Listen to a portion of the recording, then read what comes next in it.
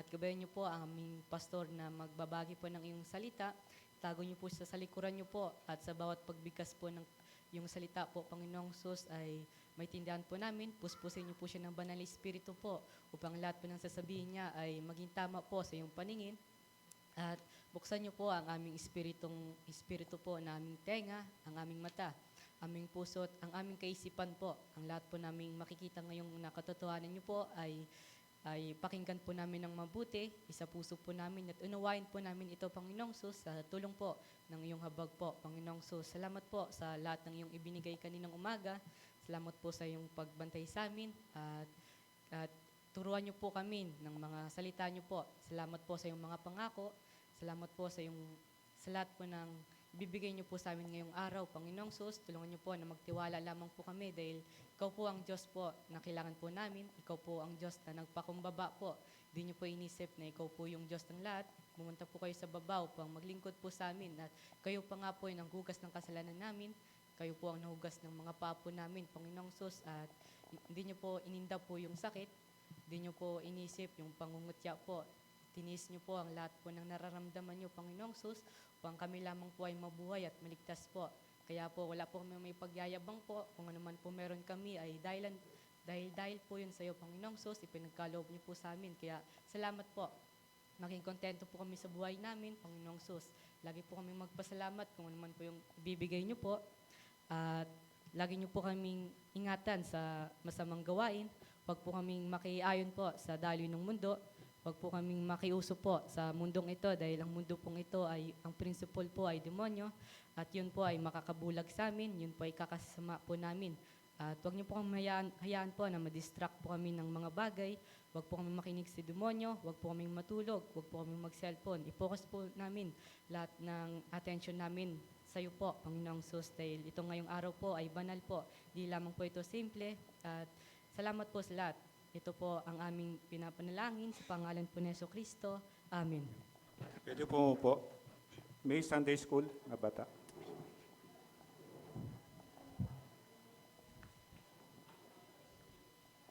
Good morning. Mainit, di ba?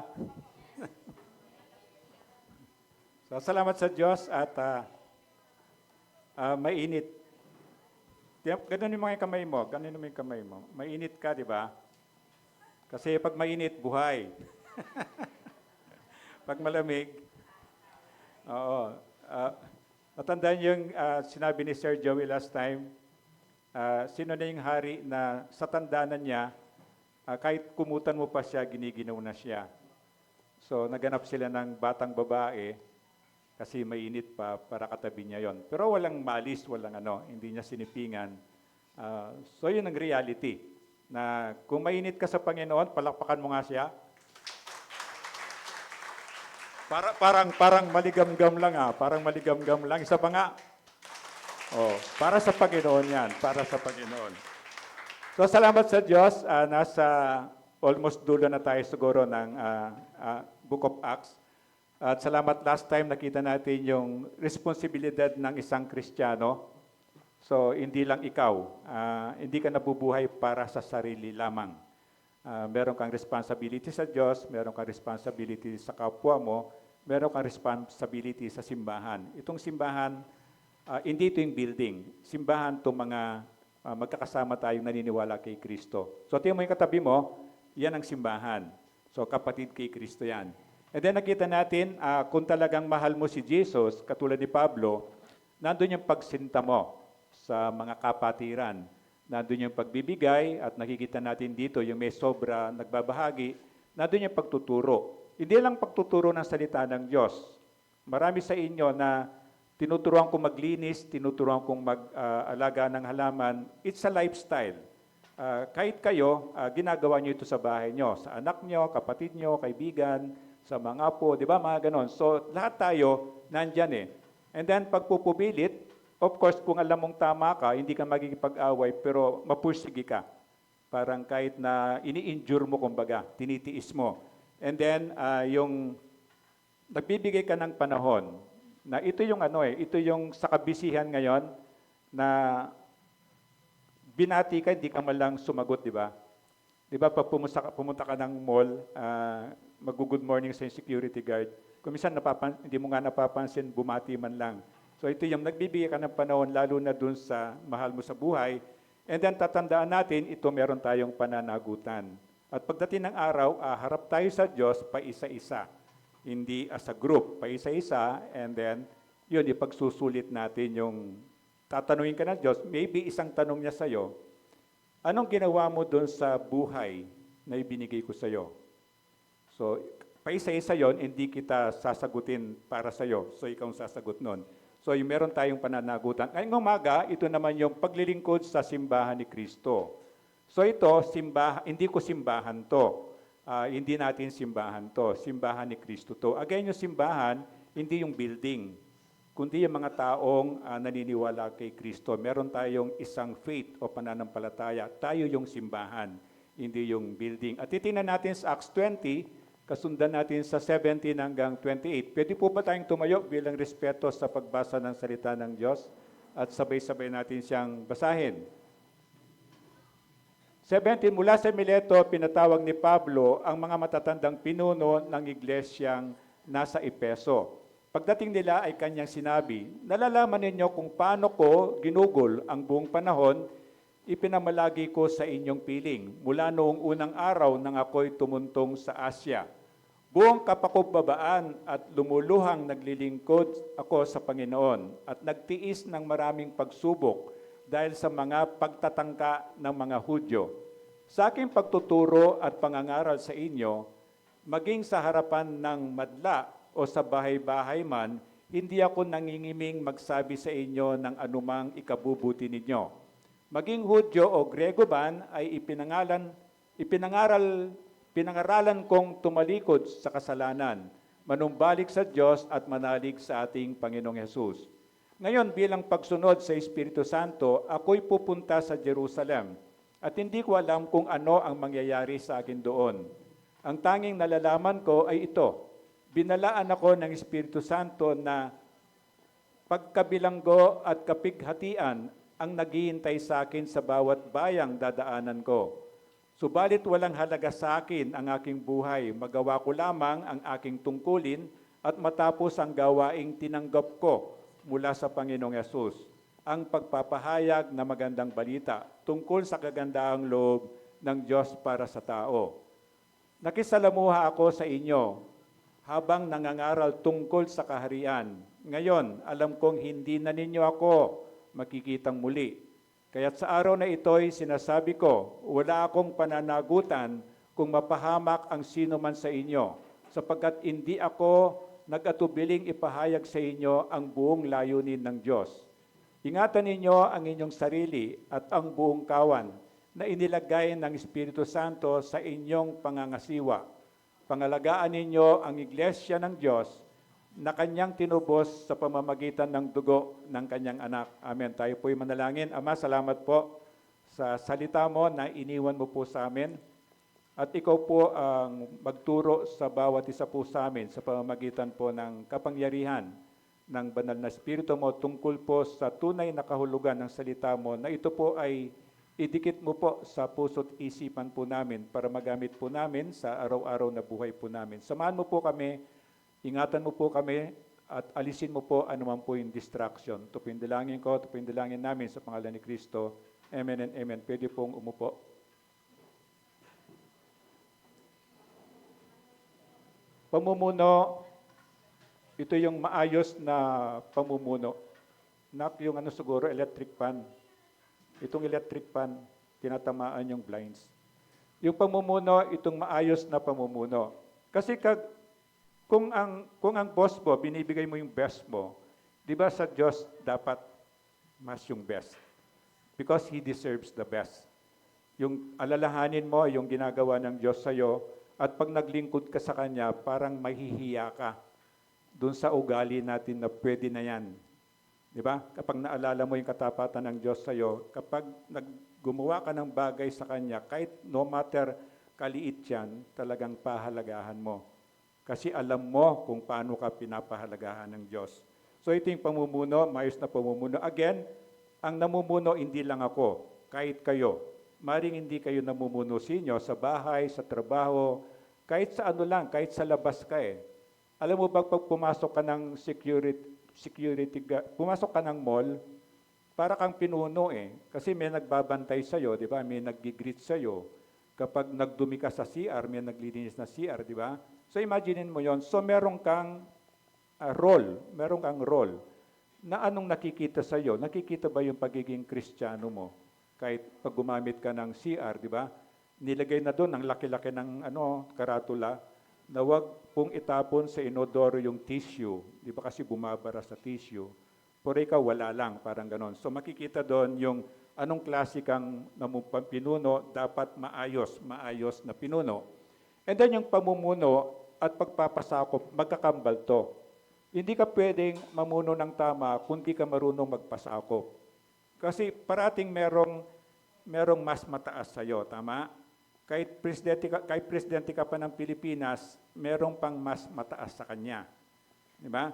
Kahit na ikaw pa yung pinakahari ng isang kingdom, may mas mataas sa inyo. Sino yung pinakamataas? Ang Diyos natin. Siyang lumikha ng langit at lupa, siya nagbigay ng buhay mo.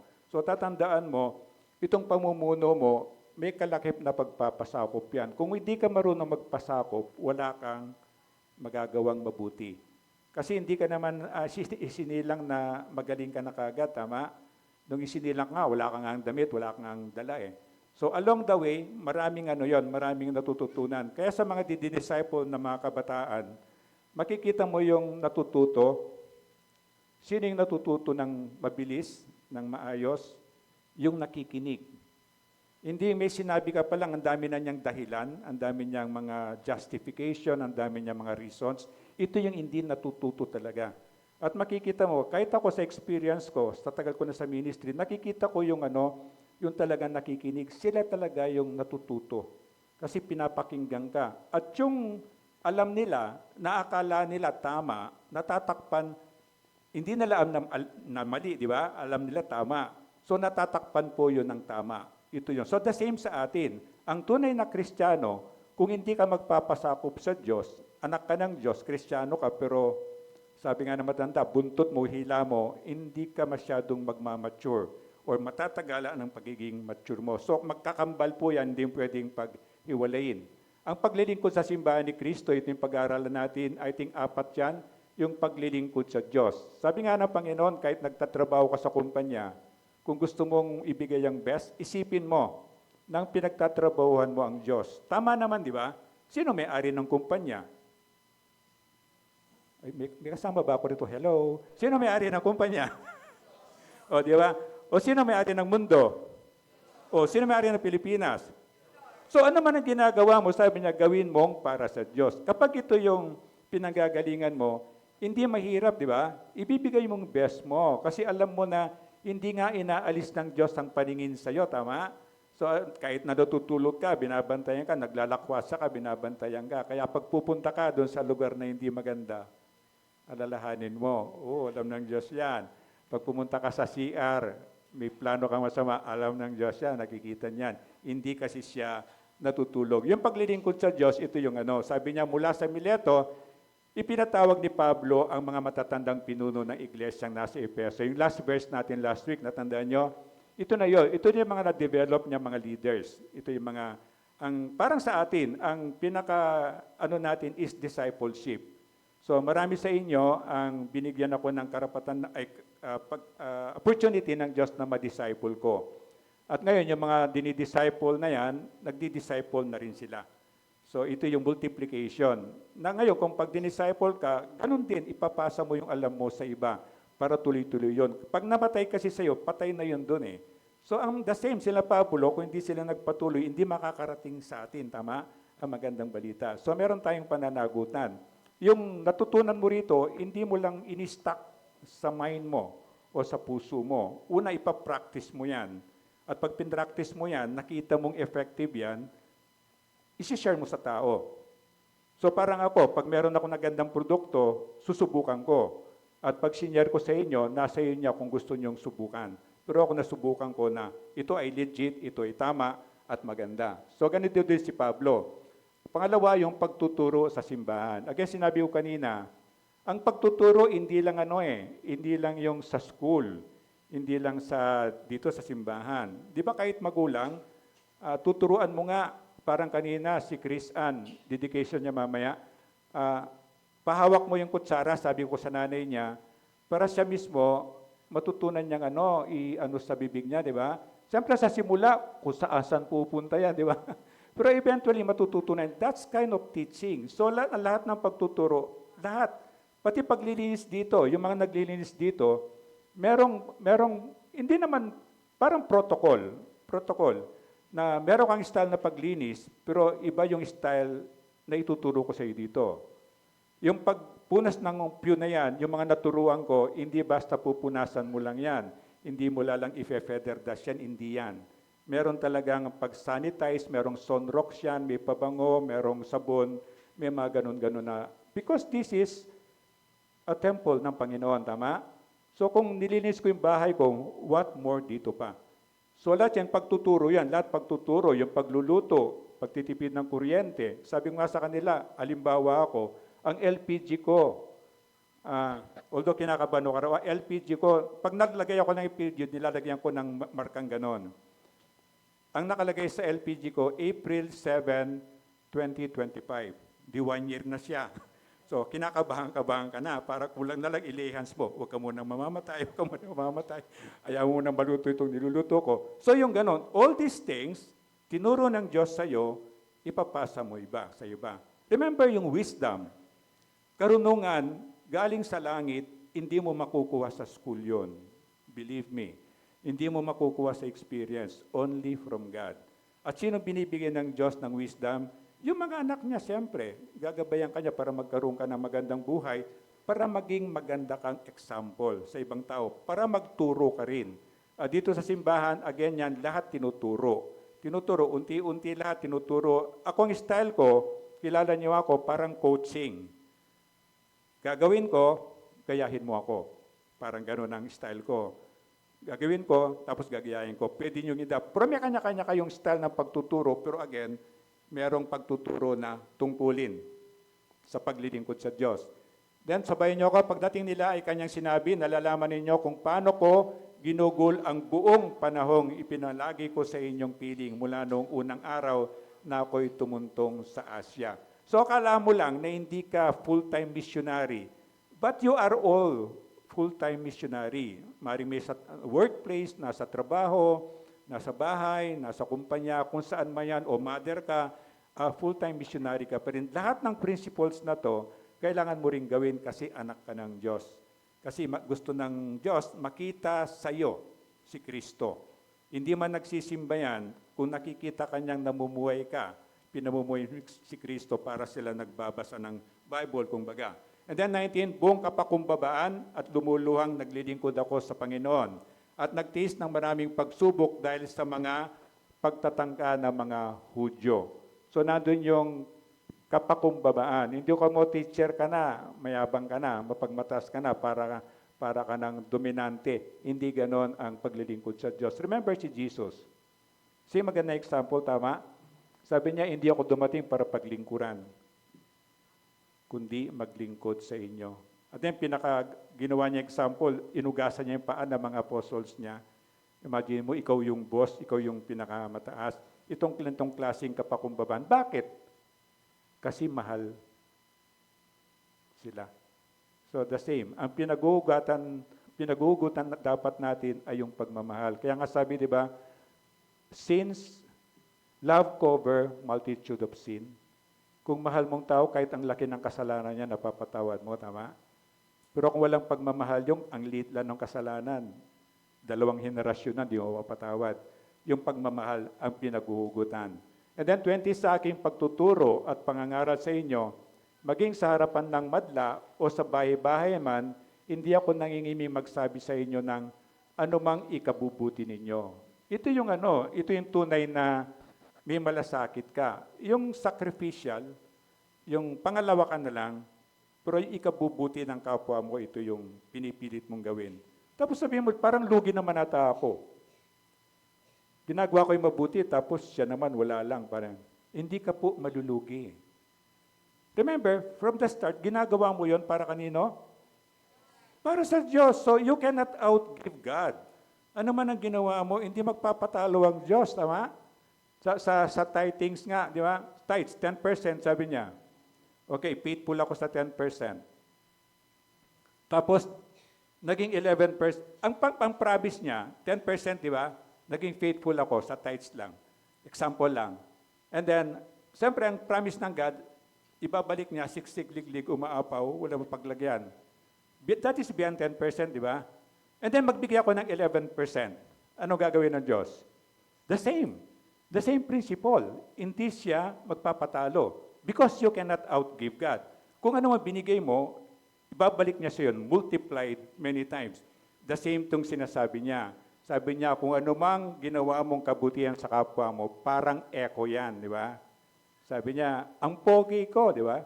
Ang pogi ko, ang pogi ko. Wala nga naman na sumigaw kang ang pogi ko, tapos nag-echo, pogi nga. Hindi gano'n, di ba? So makita mo, the same ang principle ng Panginoon na tatandaan mo, yung ginawa mong katiting, ibabalik ng Diyos sa iyo. Hindi effective yung prayer ni Waki, oh. Mga tulog na. So, babawasan ko yung boses ko para baka may storbo, di ba? Pangatlo, paghahanap sa mga nawawalang tupa, yung evangelism. Kasi, imagine mo, ligtas ka, tapos, okay, ligtas ka na, solve ka na, di ba? Paano yung mahal mo sa buhay? Alam na natin, pag nasa langit ka, nasa hell ka, nagkakakitaan kayo because pinalitan yung katawan natin ng glorified body na. Ang glorified body, makikita ko yung kabila nito. Parang wala nang limitation ng eyes ko, wala nang limitation ng katawan ko, pwede akong lulusot dyan. So, lahat tayo may glorified body. So, kung pumunta ka man ng heaven, makikita mo yung nasa hell. Paano kung naligtas ka nga bago ka namatay, di nasa heaven ka, tapos yung mahal mo sa buhay, makikita mo sa hell? It's too late. Kaya yung paghanap sa nawawalang tupa, huwag ka na lumayo. Pamilya mo kaya, kaibigan mo kaya. Kung minsan may mag-asawa nga hindi paligtas yung isa. Nakakalungkot. Mahal mo yung asawa mo, tama. Mahal mo yung anak mo, tama. Mahal mo yung kapatid mo, tama. Kung gusto mo makita mo, mamamatay tayo lahat, di ba? Pero kung gusto mo makita muli yan, kung Kristiyano ka, dapat maging Kristiyano siya, magkikita kayo sa heaven. Kung hindi, magkahiwalay kayo. Isa sa inyo nasa heaven, isa nasa hell. Kasi ito yung malinaw na sinasabi ng Diyos, na ikaw ang pipili habang buhay ka. Kapag patay ka na, kahit ipagtirik kita ng kandila, wala na magagawa. Kaya tamad ako talaga, inaamin ko sa inyo, patawarin niyo ako. Hindi ko masyadong yung sa funeral. Obligasyon ko sa pastor, for as much possible, pag may sakit yan, nasa ospital yan, nasa bahay yan, sabihan mo ako, ang bilis ko po. Pero pag nasa na yan, obligasyon ko lang gagawin. Kasi ano pang magagawa ko dun? Lalo na pag hindi Kristiyano yung pamilya nyo, tapos yayayain nyo kung mag-funeral service sa kanya, anong sasabihin ko dun? Ito pong namatay, sana po, nasa langit siya. Pero kung Kristiyano ka, pwede ako mag-testify. Ako, malaki po yung pag-asa ko na itong si ganito ay nasa langit po. Kasi na-witness ko po yung naniwala siya kay Kristo. Nakinig siya kay Kristo. Ito yung Kaya sabi niya, paghanap na nawawalang tupa, obligasyon natin yan, di ba? Ipagpapatuloy natin yung sinimulan ni Jesus. So huwag ka nang lalayo sa pamilya mo, kapitbahay mo. Dito yung dinadaanan ninyo, di ba? Ang dami nating dinadaanan Of course, wala kang time makipag-usap sa kanila, pero you can pray, tama? God, sana po itong taong to, makilala ka rin po. Sana po itong taong to, abutin mo rin po siya. Yung ganun, magagawa ka So bawat dinadaanan mo, you can utter a prayer sa kanila para sa kaligtasan nila. Maging Hudyo o Griego man ay pinangaralan kong tumalikod sa kasalanan, manumbalik sa Diyos at manalig sa ating Panginoong Yesus. That's the gospel. That's the message of salvation.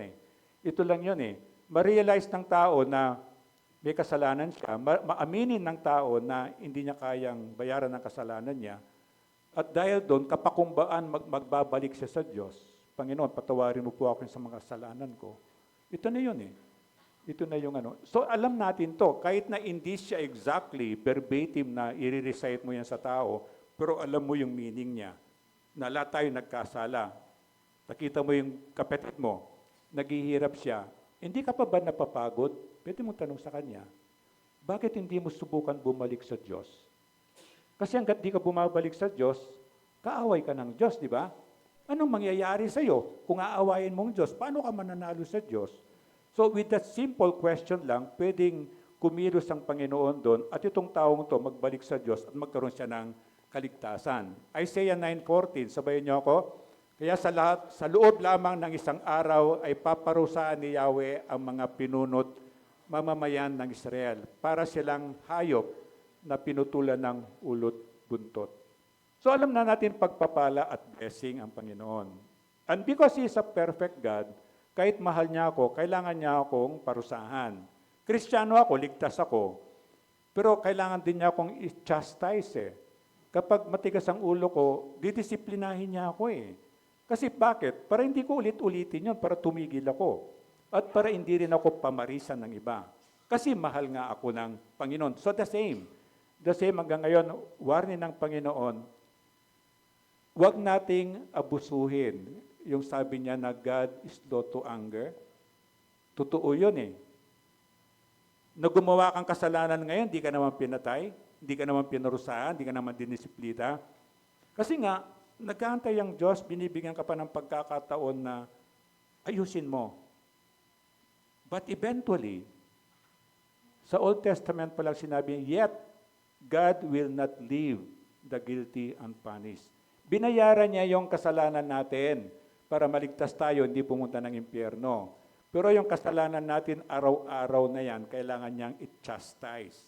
Kasi pinapadalisay niya tayo, pinapabanal niya tayo, kailangan pa rin niya. Pero yung kaligtasan natin, hindi mawawala, siyempre. And then Ezekiel 22:26, ang mga utos ko'y nilabag ng kanilang mga pari.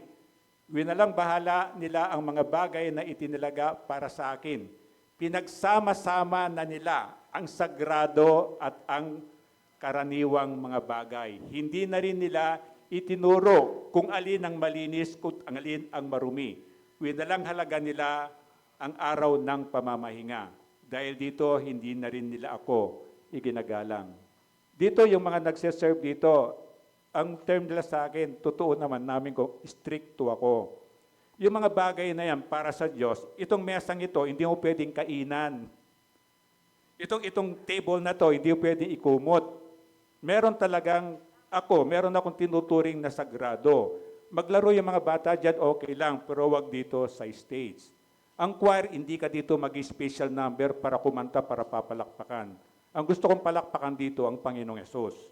Ito yung mga sagrado. Tapos, kung bakit hindi natin pinapasok yung tsinelas natin dito, kasi nakita mo sa kalsada, may mga ipot ng aso, ng pusa, ng kung ano-ano pa yon, di ba? Ng daga, kung ano pa yon. And then, matatapakan mo yan, papasok dito. That's one of the reason. Kasi parang kiniklaim natin na this is a holy place para sa Diyos. So, pinipilit natin na ito'y maging sagrado. Kaya kapag binigay mo ang gitara mo sa simbahan, hindi mo na pwedeng iuwi yun. Dito na talaga yun. Ganon din. Kapag binigyan mo ako ng pagkain, pwede kitang i-share pag kumakain ako, pero hindi mo pwedeng i-take out yun. Yung mga ganon. Kasi from the Bible, di ba, ito para sa pari ito, parang ganon. So nire-respeto ko yun kasi sinasabi ng Diyos. At nakikita ko naman, dahil ginagawa yon, nagiging napakabuti ng Diyos sa atin. Hindi nyo ba nakikita, napakabuti ng Diyos sa atin, na kahit ngayon, di ba, ang init-init sa labas, di ba? Kaya maintindihan ko pag tulog ka na. kasi comfortable. Pero sana naman, kung pasasalamat ka sa Diyos, Pastor, pwede bang mamaya na ako malamig dito? Pwede naman. Pero abang tinuturo ko si Kristo, pakinggan mo sana para hindi ka rin malugi. Ikaw rin naman ang malulugi. Ako naman, hindi naman malulugi. Kahit na isa lang dito, ganun pa rin ang gagawin ko eh. So ito nga, sabi niya, winalang halaga nila ang araw ng pamamahinga. Sabi, Pastor, araw ng pamamahinga, kaya po nagpapahinga po ako, di ba? So, saan pa ako pupunta? Kaya po ako natutulog. Sabi mo, araw ng pamamaya, kaya pahinga na lang po ako. Oo naman, pero mamaya, sana mamaya. Sayang kasi wala kang marinig sa pinapasabi ng Diyos sa akin, di ba? Na para sa iyo din naman. And then, high standard kasi ang Diyos. Hindi bara-bara. Alam mo, Pilipino ako, mahal ko siyempre ang bayan ko. Mahal ko ang pagiging Pilipino ko. Kahit saan mo ko dalhin, kulay Pilipino talaga ako. Kahit na nagsasabon pa ako ng papaya dyan, ganyan talaga ang kulay niyan. Pero ang naano ko lang, yung attitude natin na binago ko na rin sa biyaya ng Diyos, yung pwede na yan, alam mo yung gano'n, pwede na yan. Pero natutunan ko as a Christian, hindi eh. Di ba pwede mo pang i-improve? Pwede mo pang pagandahin? Pwede mo pang pasarapin kung pagkain man yan. Sana mawala tayo sa ganong mentality na pwede na yan. We try to, alam mo yung mag-excel ka, yung mag-effort ka na mag-excel ka, hindi ka mas-settle for less, parang ganon. Na sana bilang Kristiyano, maging ganon. Kaya kung minsan negative ang impression pag Kristiyano eh. Ayaw nila kasi sabi nila, dodoktrinahan ka lang ng mga yan, mga hali-hallelujah na yung mga yan. Pero pag nakita nilang ikaw ay naging mabuting Kristiyano, wala ang mga yun eh. Sila mismo ma-attract sila, gusto rin makilala ang Diyos mo at maaaring sumama pa sila sa iyo. Kasi tatandaan mo, ang standard ng Diyos, hindi katulad ng standard natin. So parang wag naman nating ipantay ang Diyos sa atin. Dapat nga kapakumbabaan, hindi ko talaga lubos maisip ang pagka-Diyos. Alam mo, I cannot even fathom yung hindi maabot ng kaisipan ko ang pagka-Diyos niya. Kapag naisip ko yon, dito lang talaga ako, ang Diyos dito, malayo. Hindi ko siya pinapantay ng ganito. At kapag ganon ang naging attitude ko, automatic yung reverence mo sa Panginoon. Hindi ka kailangan turuan. Na kung mismo nandun yung respeto mo sa Panginoon. Malaking responsibilidad at malaking kagalakan. Of course, parang ano yan eh, itong kagalakan ito, automatic yan pag Christian ka, pero yung malaki hindi. Yung malaki depende. Depende dun sa paggawa mo ng responsibility mo as a Christian. Kung anak ka ng Diyos, number one na responsibility mo lang naman dun, mahalin mo siya eh. Yun lang naman eh. Wala namang iba. Hindi mo kailangan paglikuran yun. Diyos siya eh. Hindi mo kailangan bantayan ng Pluto. Naka-okay lang yun. Hindi mo kailangan ayusin yung global warming na yan. Wala kang magagawa dyan. Ang responsibility mo, mahalin mo ang Panginoon. Pag minahal mo ang Panginoon, sunod-sunod na yon. Respeto, paggalang, ano yan. Tapos lahat ng mahal ng Panginoon, mamahalin mo yan. Parang automatic sila kasi siya ay minahal mo. Yun lang namang responsibility natin. And then 2 Timothy 2:2. May microphone ba dyan? Microphone. Bigay mo kay Waki nga, on the spot. Isa sa po mga dinidisciple ko. Ito. Iyon, 2 Timothy 2:2. Tayo ka. 2 Timothy 2:2. Ang mga narinig mo sa akin ay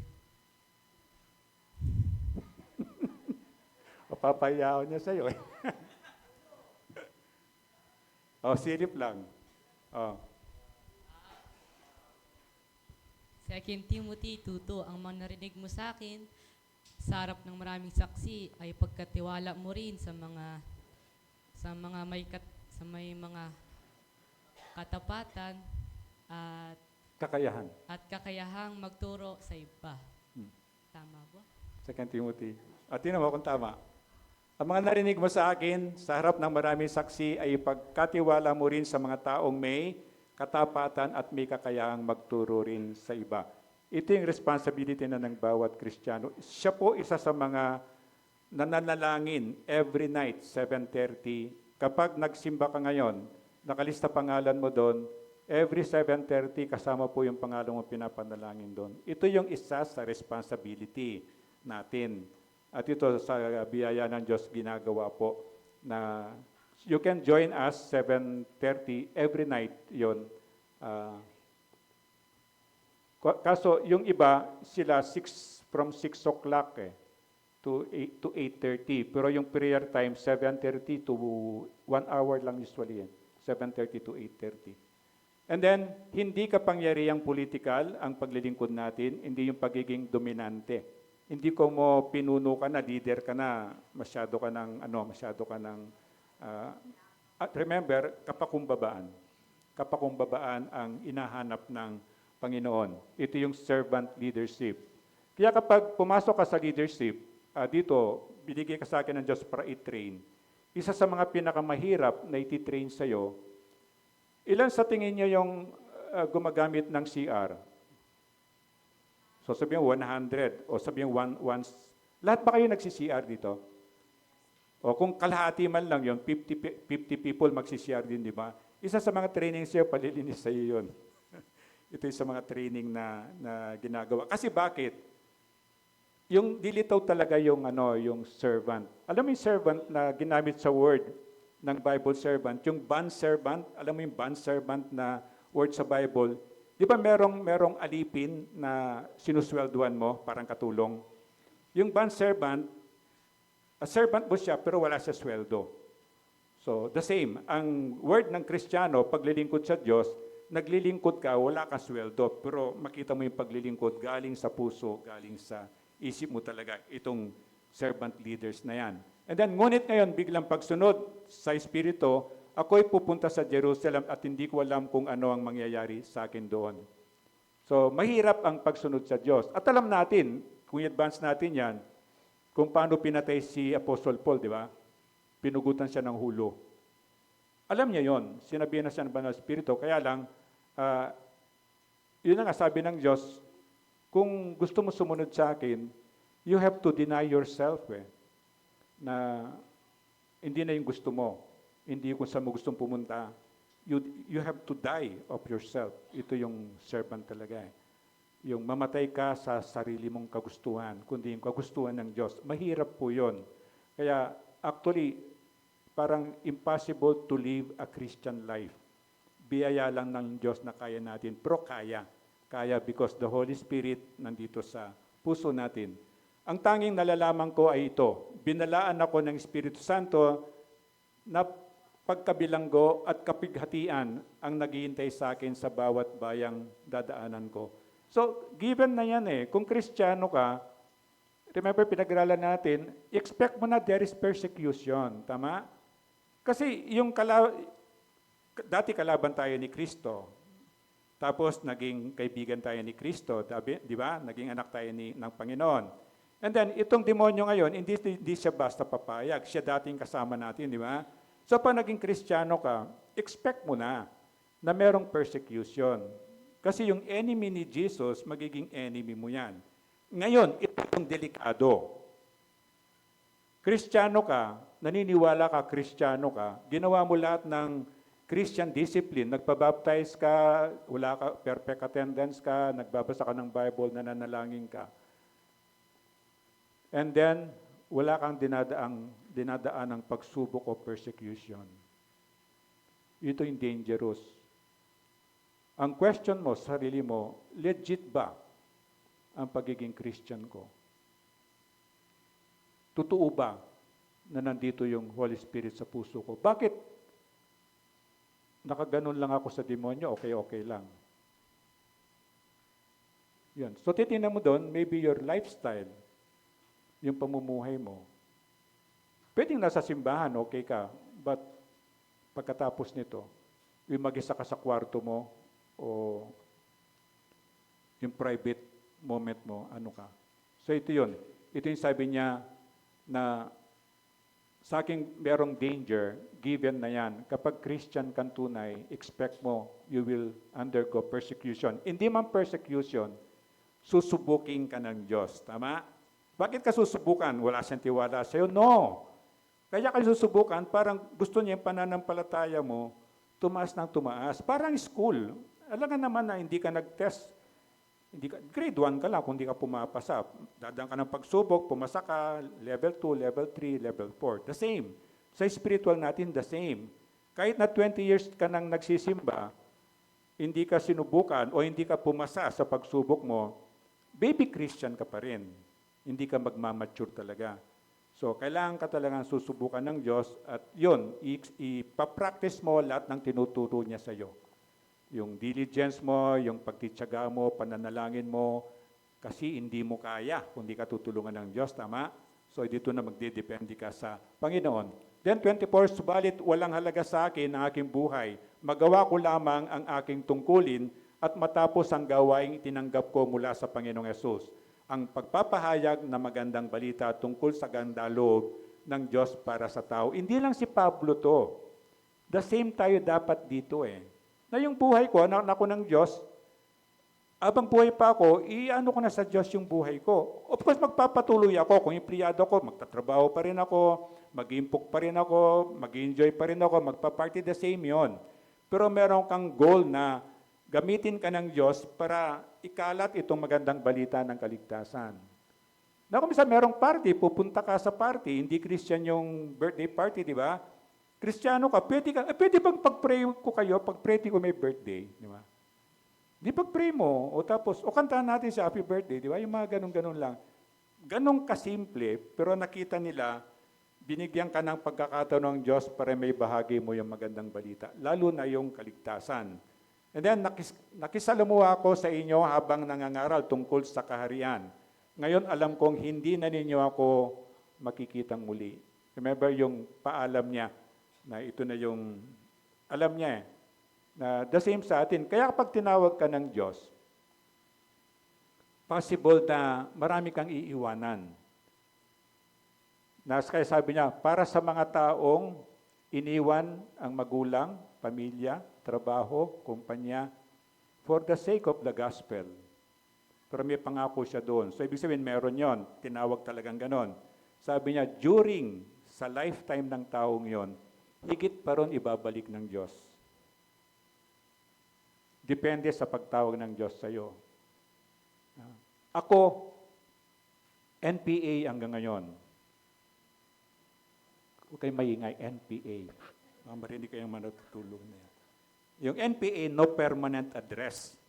Kung saan ako nag-church planting, dun ako. And then, pag nilipat, tapos na yan, i-endorse yan sa local, doon sa mga na-train, tapos lilipat na naman, panibagong lugar. Ito yung pinakamatagal na pinagdala ng Diyos sa akin.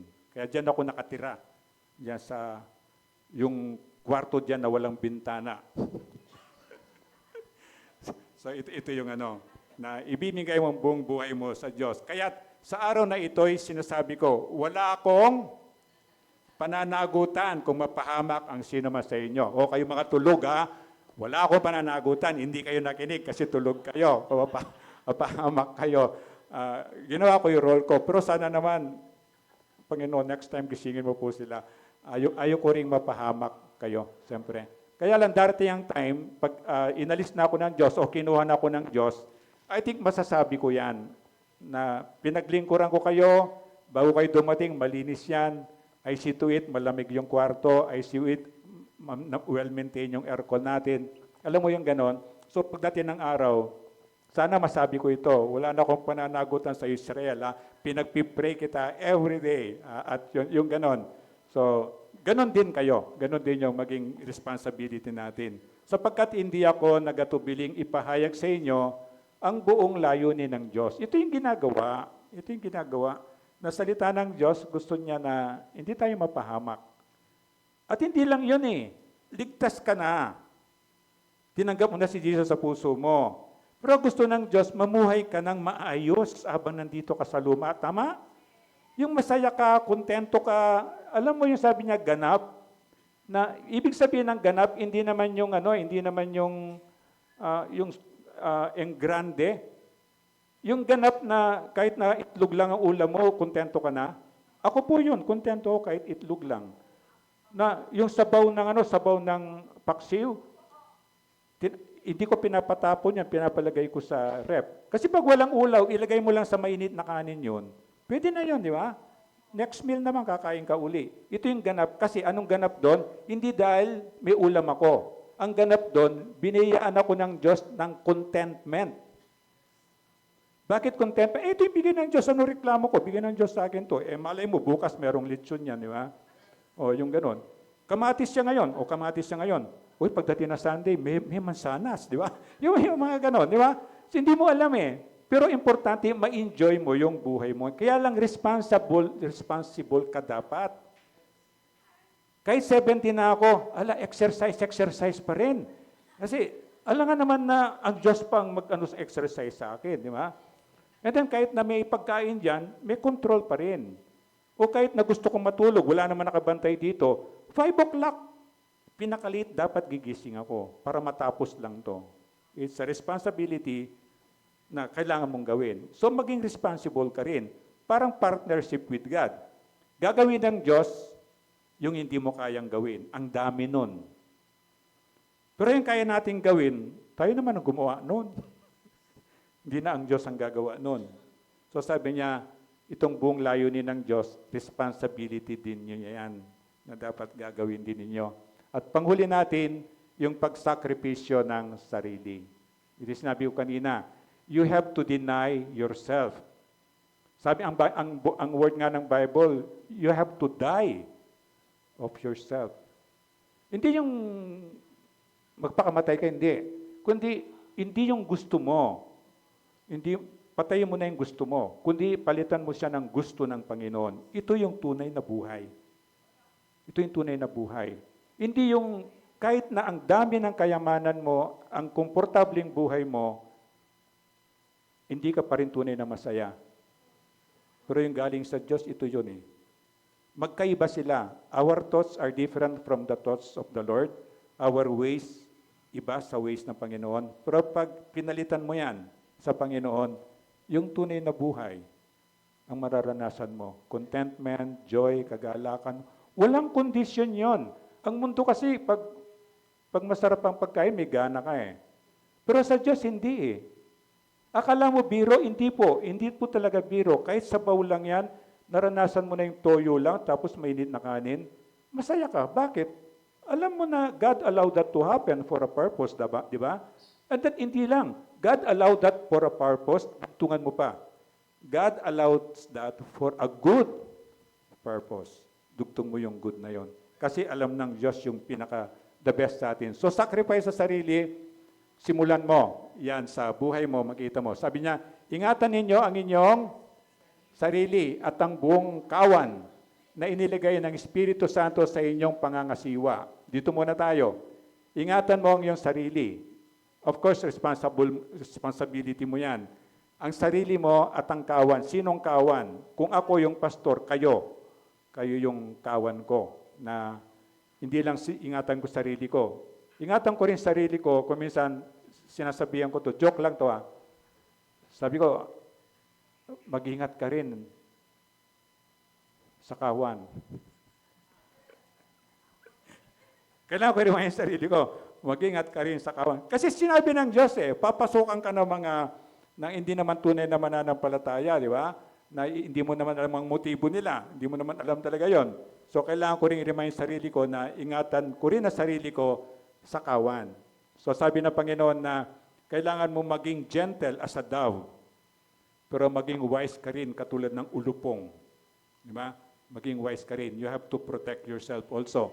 And then, yan ang responsibility ginagawa ko talaga yan by the grace of God. Of course, kaya ako nagagawa yan. And then sabi niya, pangalagaan ninyo ang iglesia. Iglesia is church. Again, yung church, hindi sa church building. Ang church, mga taong naniniwala kay Kristo. These are the church. And then, ng Diyos, na kanyang tinubos sa pamamagitan ng dugo ng kanyang anak.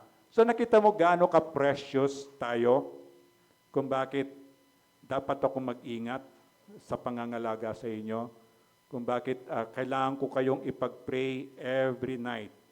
Marami sa inyo, hindi lang, of course, lahat kayo at least once a day. Pero meron sa inyo na multiple times a day. May mga karamdaman, may mga special request, nauulit yan during the day. Pero at least kayo, once a day napapag-pray because yung tungkulin nga yan. Tungkulin yan. So pag nakita mo yan, ano sinasabi ko? Pahalagahan mo yung Diyos, tama? Imagine mo, inutusan niya ako para pag-pray kita araw-araw. Kung hindi Diyos ang magsasabi sa'yo, magagawa ko kaya yon? I don't think so. Tama? Siguro, Pastor, pag-pray mo ako, siguro, right there and there, pag-pray kita, next time, makalimutan ko na, di ba? But because mandated ng Diyos sa akin, nagagawa. At the same sa inyo. At makikita nyo yan. Kung talagang magpapagamit kayo sa Diyos, higit pa dyan ang magagawa ninyo. So, ingatan ng sarili. Paano mo ingatan sarili mo? You have to see to it na tama ka sa Diyos. Tama yung pamumuhay mo. Yung morality mo, yung pananalita mo, yung isip mo. Medyo ito po mahirap. Kasi kapag nasanay ka, example na lang, pag nasanay ka na nagmumura, wala lang yun eh. Kasi parang expression mo na yon, tama? The same. Pag nalublob ka sa immoralidad, nasanay ka na, magiging immune ka na nun. The same. Yung isang kasalanan, nakalimutan mo ikumpisal, di ba? And then, napatungan ng isang kasalanan, Then later on, mas mataas pa yung kasalanan mo sa'yo. Yung tinatawag na addiction na yon. Mahirap ka na talaga makahon doon. Kaya anong rule? The moment na naisip mo nagkasala ka, you stop. Hingi ka ng tawad sa Diyos at manumbalik ka sa Kanya para hindi mo binibigyan ng tungtungan ng demonyo para sakupin ang buhay mo. So ingatan ang sarili, magkaroon ng personal inventory every day. Hindi once a week. Bago ka matulog man lang, in 1 minute kaya mo po siya, kaibigan. 1 minute bago ka matulog. I-recall mo yung araw mo. Ano yung dapat mong hihingi ng tawad sa Diyos? Yun nangyari sa maghapon. At ano ang dapat mong ipasalamat sa Kanya? Yun lang, makita mo, napakasarap ng tulog mo. Ang kinabukasan, para kang malinis na plato. Natulog ka na you are right with God. So it's a practice. Remember, ang prayer natin is good for 24 hours lamang. Alam ng Diyos na wise tayo. Kasi pag di niya ginawang ganon, sabi ko, God, bahala ka na po sa next 10 years ko. Di ako magpipray, di ba? Alam ng Diyos yun eh. Kaya God will not allow it. Ginawa niya ang prayer good for 24 hours lang para araw-araw kang manalangin. And then, pangalawa, self-examination. And then, feed and lead the flock. Ito yung sa akin. Sa inyo rin, ito rin eh. Ito rin yung mandate ng Panginoon pag anak ka ng Diyos. Yung pakainin. Hindi lang yung pakainin ka ng pakpak ng manok, hindi lang yon. Pakainin ka ng salita ng Diyos, good manners and right conduct. Tinuturo ko yan eh, yung pamamaraan ng pagkain. Kapag dinidisciple kita, kasabay kitang kumain, isa sa mga pamantayan ko, you will use a chopstick. Bakit chopstick? Kasi yan ang way ko na maturuan ka mag-focus. Pag nag-chopstick ka, hindi ka nag-focus, di ba, malalaglag yung iba tinutusok na lang na gano'n. Malalaglag. So you have to focus. That's one way of coaching them mag-focus. Pangalawa, yung memorization ng verses. Ang sarap pong mag-focus nun. Sino nakaranas nun? Yung sarap na nag-memorize ng verse. Yan. Yung nag-memorize ka ng verse na, halimbawa, kami hatiin namin siya ng isang sentence siguro or basta 2 line na gano'n. Tapos dudugtong. And then ma-recite mo, alam naman ito, mga bata mga to eh. Ma-recite mo siya ng 10 times without any error. 10 times. Mga nanay dati, mga bata na gustong-gusto mag-memorize. Kasi pag na-memorize mo ng araw, bibigyan kita ng 20 million, hindi 20 pesos. Araw-araw 20 pesos. So mga bata, turuan mo akong mag-memorize verse kasi makakuha ng 20. Yung nanay, na-memorize na yung verse. Later on, pati yung nanay, binibigyan ko na rin ng 20. Every time, magdadala ko ng yung bagong galing sa bangko, isang bundle nun, di ba? 2,000 yon, isang bundle na yon para sa memory verse. Kasi, ito yung pamamaraan na pagpapakain. Pagpapakain at saka paggagabay. Kahit umalis na ako, mawala ka na sa akin, magiging habit mo na yon. Gagawin. Kasi mataramdaman mo yung sarap eh. Lalo na kapag yung mga broken-hearted ka, may mga problema kang bumabagabag sa'yo, lahat, subukan mo mag-memorize ng verse. Pumili ka na lang maiksi. Kasi ipopokus mo doon yung mind mo. Mawawala yung mind mo doon sa problema, tama? Napaka-effective po niya. Remember, lahat ng basura dyan, pag pinapasok mo yung salita ng Diyos, talsikan talaga lahat yan. Pati sa puso mo, talsikan talaga dyan. So one way, kahit yung nadidepress ka, ang dami mong problema, may karamdaman ka sa katawan. Ako, pag may karamdaman ako yung pain, yung physical pain, nire-recite ko lang yung Our Father. Unti-unti. Hanggang sa makita mo, mag-subside yung pain na ganon.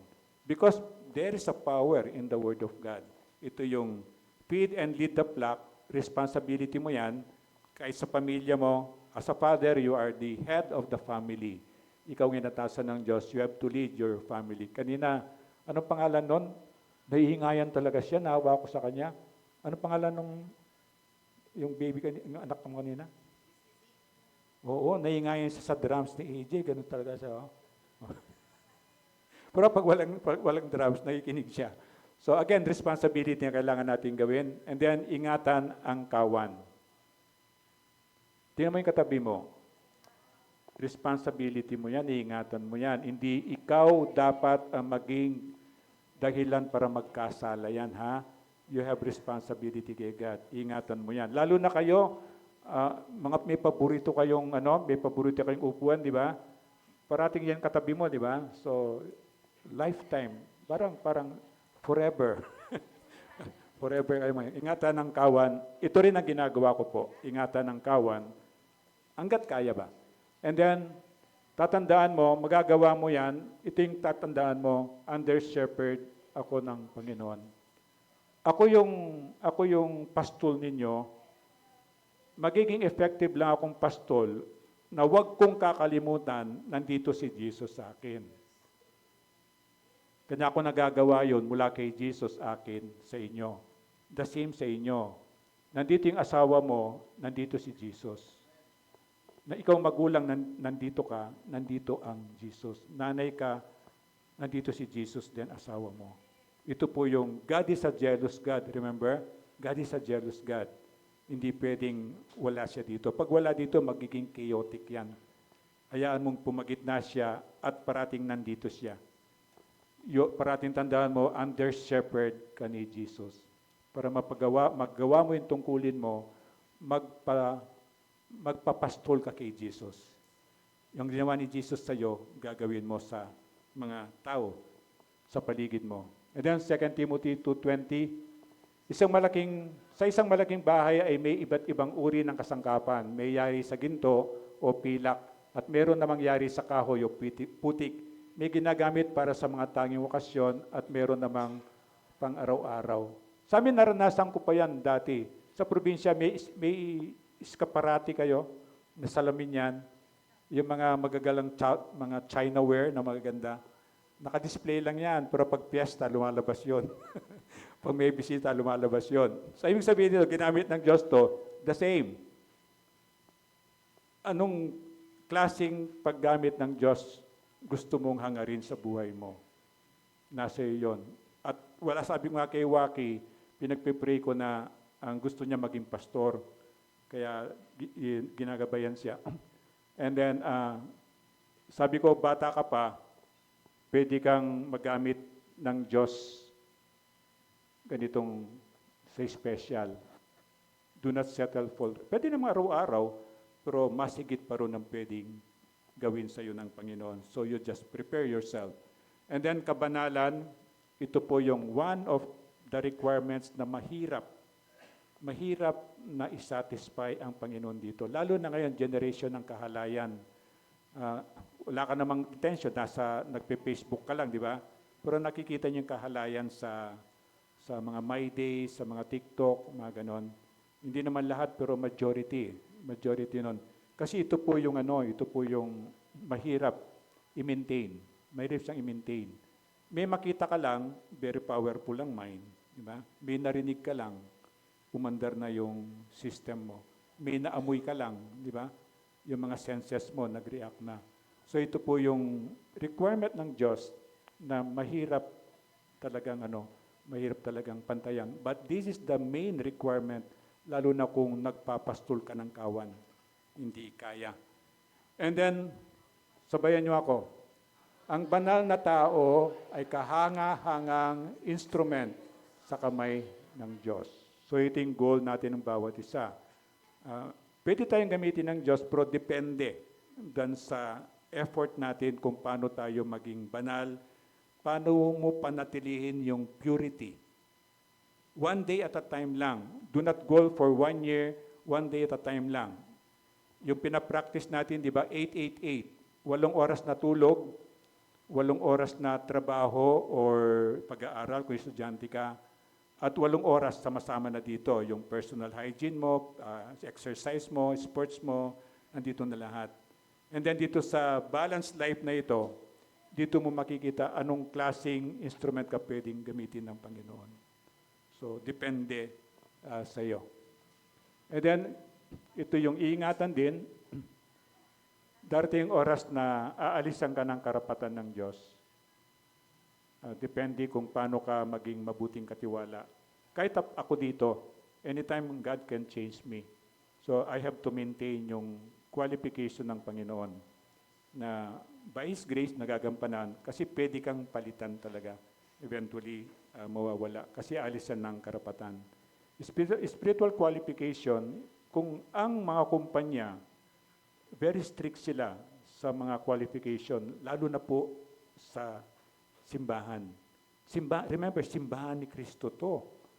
Kapag nagkasala ka because of me, I will be responsible.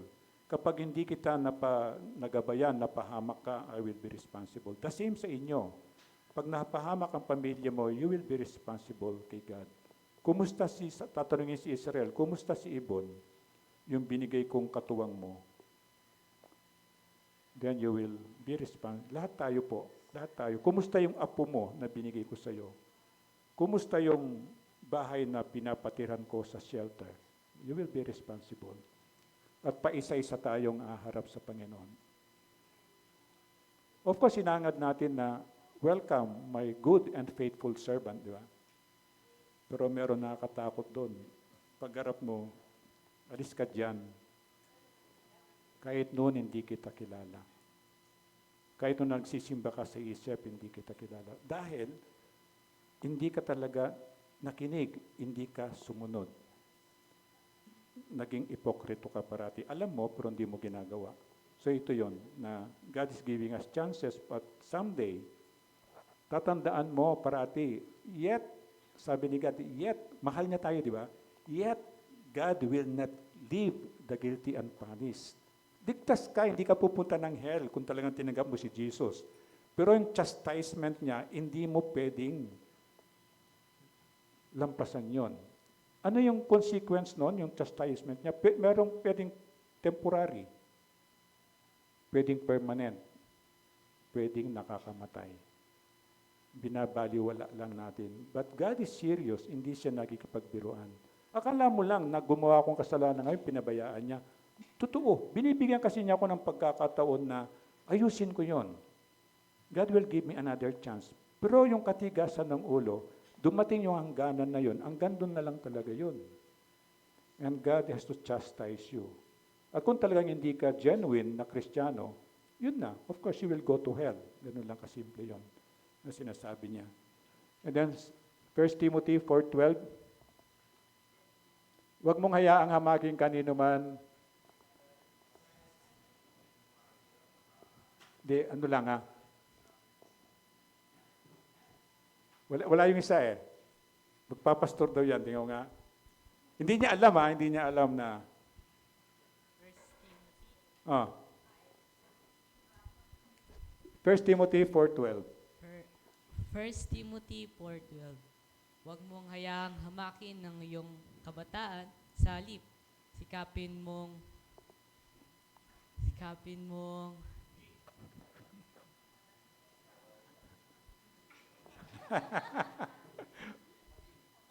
sikapin mong maging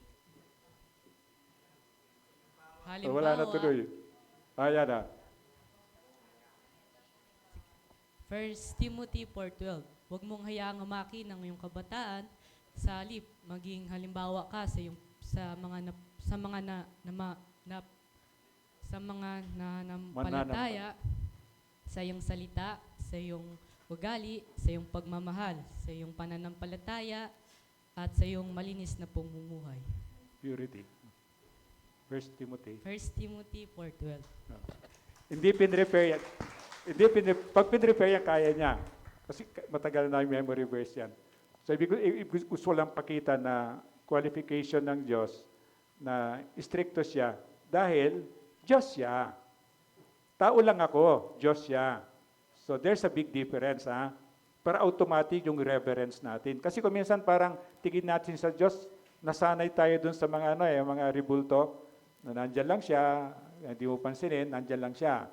Pero yung buhay na Diyos, hindi.